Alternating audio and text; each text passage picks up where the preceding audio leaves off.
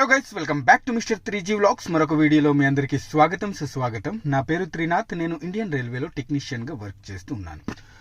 Guys, ఒకవేళ మీరు మీ కమ్యూనిటీలో కట్ ఆఫ్ క్లియర్ చేసి పోస్టింగ్ వస్తే గనక మీకు ఆ పోస్ట్ అనేది మీకు అప్పుడే ఇస్తారు ఎప్పుడైతే మీ వద్ద వ్యాలిడ్ ఒరిజినల్ సెంట్రల్ ఫార్మేట్లో కాస్ట్ సర్టిఫికేట్ అనేది ఉంటుందో. ఓకేనా?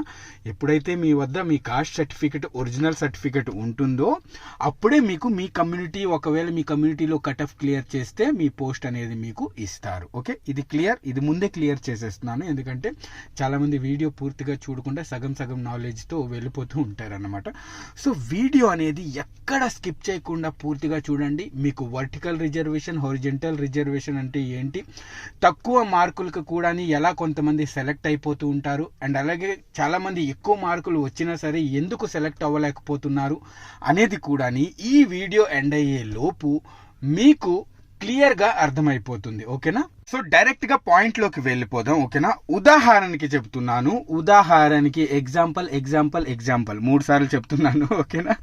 ఉదాహరణకి కట్ ఆఫ్ వచ్చేసి, ఓకేనా, ఉదాహరణకి గ్రూప్ డి, ఇప్పుడు ఈ నోటిఫికేషన్కి సంబంధించి ఉదాహరణకి కట్ ఆఫ్ వచ్చేసి యూఆర్ వాళ్ళది 70, ఓబీసీ ఎన్సీఎల్ వాళ్ళది 65, ఈడబ్ల్యూఎస్ వాళ్ళది 60, అలాగే ఎస్టీ వాళ్ళది 50, అలాగే ఎస్సీ వాళ్ళది 55, అలాగే CCA ex service man cut off వచ్చేసి 40, ఓబీసీ వాళ్ళది 35, ఎస్సీ వాళ్ళది 30, ఎస్టీ వాళ్ళది 30, అలాగే ఈడబ్ల్యూఎస్ వాళ్ళది 33 ఉంది అనుకుందాం ఉదాహరణకి. ఓకేనా?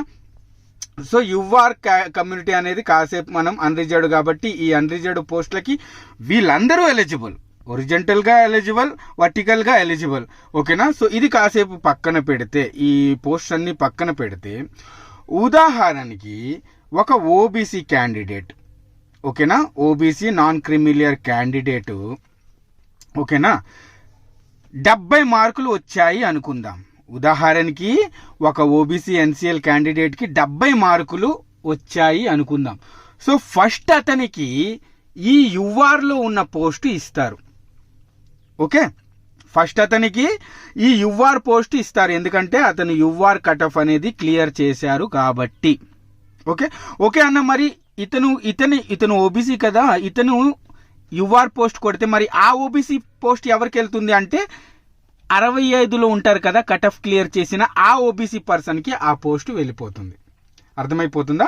అంటే ఇక్కడ యుఆర్ పోస్ట్ అనేది ఒకటి ఎవరు తినేస్తున్నారు, ఒక OBC NCL candidate you are post అనేది తినేస్తున్నారు. ఓకే, అర్థమవ్వాలని చెప్తున్నాను, ఎవరు తప్పుగా అనుకోవద్దు. ఓకే, నెక్స్ట్ ఒక ఈడబ్ల్యూఎస్, ఇది కమ్యూనిటీ కాదు, ఇది వచ్చేసి సెక్షన్ అన్నమాట. ఎవరికి?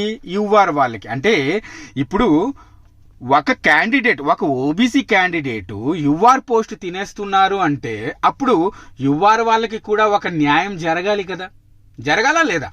అందుకోసమే ఒక 10% రిజర్వేషన్ అనేది ఈడబ్ల్యూఎస్ వాళ్ళకి ఇచ్చారన్నమాట. అర్థమవుతుందా? అంటే ఇక్కడ ఒక ఓబీసీ క్యాండిడేట్ యుఆర్ పోస్ట్ తినేస్తూ ఉంటే గనక ఒక యుఆర్ క్యాండిడేట్ ఎవరికైతే 60 మార్కులు వచ్చాయో, తక్కువ మార్కులు, ఎవరికైతే 60 మార్కులు వచ్చాయో అతనికి ఇందులో ఈడబ్ల్యూఎస్ కింద రిజర్వేషన్ లో పోస్టింగ్ అనేది ఇస్తారు. అర్థమవుతుంది కదా? క్లియర్? నెక్స్ట్ ఒక ఎస్టీ క్యాండిడేట్, ఉదాహరణకి ఒక ఎస్టీ క్యాండిడేట్ కి 70 మార్కులు వచ్చాయి అనుకుందాం. ఓకేనా? ఉదాహరణకి ఒక ఎస్టీ క్యాండిడేట్ కి 70 మార్కులు వచ్చాయి అనుకుందాం. ఇతనికి ముందు యుఆర్ పోస్ట్ అనేది ఇస్తారు, ఎందుకంటే ఇతను 70 మార్కులు వచ్చాయి కాబట్టి. మళ్ళీ అక్కడ ఒక ఎస్టీ పోస్ట్ అనేది ఖాళీ అయిపోతుంది. ఆ ఎస్టీ పోస్ట్ ఎవరికి ఇస్తారు? మళ్ళీ తక్కువ, అంటే 50 కట్ ఆఫ్ క్లియర్ చేసిన ఒక ఎస్టీ క్యాండిడేట్ కి ఆ పోస్ట్ అనేది ఇచ్చేస్తారన్నమాట. అర్థమవుతుంది కదా? క్లియర్? సేమ్ అలానే ఒక ఎస్సీ క్యాండిడేట్ కూడాని, ఓకేనా, ఎస్సీ క్యాండిడేట్ కూడాని 70 మార్కులు వస్తే ముందు అతనికి ఈ యుఆర్ పోస్ట్ అనేది ఇచ్చేస్తారన్నమాట. మళ్ళీ ఇక్కడ ఒక ఎస్సీ క్యాండిడేట్ పోస్ట్ అనేది ఖాళీ అయిపోతుంది. మరి ఆ ఎస్సీ పోస్ట్ క్యాండిడేట్ ఎవరికి ఇస్తారన్న అంటే తక్కువ మార్కులు వచ్చిన, అంటే 55 క్లియర్ చేసిన, ఓకేనా, 55 మార్కులు వచ్చిన అతనికి ఈ పోస్ట్ అనేది ఇచ్చేస్తారన్నమాట. అంటే ఇక్కడ మీకు 70 మార్కులు వచ్చినా యువర్ పోస్ట్ అనేది ఇస్తారు మీకు. ఇక్కడ ఒక బెనిఫిట్. అలాగే తక్కువ మార్కులు 55 మార్కులు వచ్చిన ఒక ఎస్సీ క్యాండిడేట్కి ఆల్రెడీ వాళ్ళ కమ్యూనిటీలో పోస్టింగ్ అనేది ఇస్తున్నారన్నమాట. అర్థమైంది కదా. ఇదే హొరిజెంటల్ వర్టికల్ రిజర్వేషన్. ఇప్పుడు హొరిజెంటల్ రిజర్వేషన్ గురించి కూడా మాట్లాడతాను. సిసిఏ క్యాండిడేట్స్ ఎవరైతే ఉన్నారో, ఎక్స్ సర్వీస్ మ్యాన్ ఎవరైతే ఉన్నారో వాళ్ళు కూడా వీడియో చూడండి. ఇది అర్థమైపోయింది కదా. మీ కమ్యూనిటీలో కట్ ఆఫ్ క్లియర్ చేస్తే కనుక వ్యాలిడ్ ఒరిజినల్ సర్టిఫికేట్ ఉంటే మీ కమ్యూనిటీలోనే మీకు పోస్టింగ్ అనేది ఇచ్చేస్తారన్నమాట. ఓకేనా. లేదు మీకు 70 మార్కులు హైయెస్ట్ మార్కులు వచ్చాయి అంటే కనుక అప్పుడు యువర్ పోస్ట్ అనేది మీకు ఇస్తారన్నమాట. అర్థమవుతుంది కదా. క్లియర్. ఇంకా అర్థమయ్యేలా నేను చెప్పలేను అబ్బా. మీకు అర్థమైందో లేదో తప్పకుండా కింద కమెంట్ చేయండి అబ్బా. ఓకేనా. ఓకే అన్న 100% నాకు అర్థమైంది అని తప్పకుండా కమెంట్ చేయండి. అర్థం అవ్వకపోతే కనుక నేనేమి చేయలేను. ఓకేనా. మీరు ఇంకా బిగినర్సే. ఓకేనా. మీరు ఇంకా స్టార్టింగ్ కండిషన్లో ఉన్నారు ఇదన్నమాట. So okay. నెక్స్ట్ ఇప్పుడు మనం CCA candidates, ex service man, PW candidates కోసం హొరిజెంటల్ రిజర్వేషన్ అనేది ఉంచారన్నమాట. ఎవరైతే రైల్వేలో అప్రెంటిస్ చేశారో వాళ్ళకి మాత్రమే. ఓకేనా. రైల్వేలో ఎవరైతే అప్రెంటిస్ చేశారో వాళ్ళకి, అలాగే ఎక్స్ సర్వీస్ మ్యాన్ ఎవరైతే ఫోర్స్ నుంచి రిటైర్మెంట్ తీసుకున్నారో వాళ్ళ కోసం, అలాగే ఎవరైతే పీడబ్ల్యూ బెంచ్ మార్క్ డబ్ల్యూబీడీ వాళ్ళు ఉంటారు కదా, ఫిజికలీ హ్యాండిక్యాప్డ్స్ ఉంటారు కదా, వాళ్ళ కోసం ఈ ఒరిజెంటల్ రిజర్వేషన్ అనేది తీశారు. బట్ జనరల్గా ఈ పీడబ్ల్యూబీడీ వాళ్ళకి 8% రిజర్వేషన్ ఉంటుంది కాబట్టి, 4% రిజర్వేషన్ ఉంటుంది కాబట్టి ఎక్కువ అప్లికేషన్స్ అనేవి వెళ్తుంటాయి, వేకెన్సీ అనేవి తక్కువ ఉంటాయి కాబట్టి వీళ్ళ కట్ ఆఫ్ కూడా ఎక్కువనే ఉంటుంది. నేను ఎప్పుడు చెప్పను, బట్ ఏంటంటే వీళ్ళ కట్ ఆఫ్ కూడా నార్మల్గా ఎక్కువగానే ఉంటుంది. ఎందుకంటే ఎక్కువ అప్లికేషన్స్, తక్కువ వేకెన్సీ, అండ్ చదివే వాళ్ళు చాలా బాగా ఉంటారు వీళ్ళల్లో. ఓకేనా. వీళ్ళకి కూడా సేమ్ అలానే అప్లై అవుతుంది. ఎవరికైతే ఎక్కువ మార్కులు వచ్చాయో వాళ్ళకి ముందు యూఆర్లోని పోస్ట్ ఇస్తారు. ఒకవేళ మీరు ఓబీసీ కట్ ఆఫ్ క్లియర్ చేశారు అనుకోండి, మీకు రెగ్యులర్ ఇందులో వర్టికల్లో పోస్టింగ్ ఇస్తారన్నమాట. మళ్ళీ తక్కువ మార్కులు వచ్చిన వాళ్ళకి ఇందులో ఇస్తారు. అలా ఉంటుంది మీ రిజర్వేషన్ కూడా. ఓకేనా. అర్థమవుతుంది కదా. ఇప్పుడు మనం సిసిఏ క్యాండిడేట్స్ చూద్దాం. ఉదాహరణకి cut off, CCA cut off, ex service man cut off ఉంటాయి, క్యాస్ట్ వైజ్ గానే ఉంటాయి. చాలా మందికి ఈ విషయం తెలియదు. నార్మల్ గా ర్యాంక్ అనుకుంటారు. కాదు, UR, OBC, SC, ST, EWS వీళ్ళకి కూడా ఉంటుంది కట్ ఆఫ్. ఓకేనా. నార్మలైజ్డ్ కట్ ఆఫ్ అనేది ఉంటుంది అన్నమాట. సో ఉదాహరణకి ఎగ్జాంపుల్ ఉదాహరణకి యూఆర్ కట్ ఆఫ్ వచ్చేసి 40 ఉంది, ఓబీసీకి 35, ఎస్సీకి 30, ఎస్టీకి 30 ఉంది అనుకుందాం, ఈడబ్ల్యూఎస్కి 33 ఉంది అనుకుందాం. ఉదాహరణకి ఒక ఓబీసీ క్యాండిడేట్, ఓకేనా, ఒక ఓబీసీ క్యాండిడేట్ 70 మార్కులు వచ్చాయి అనుకుందాం.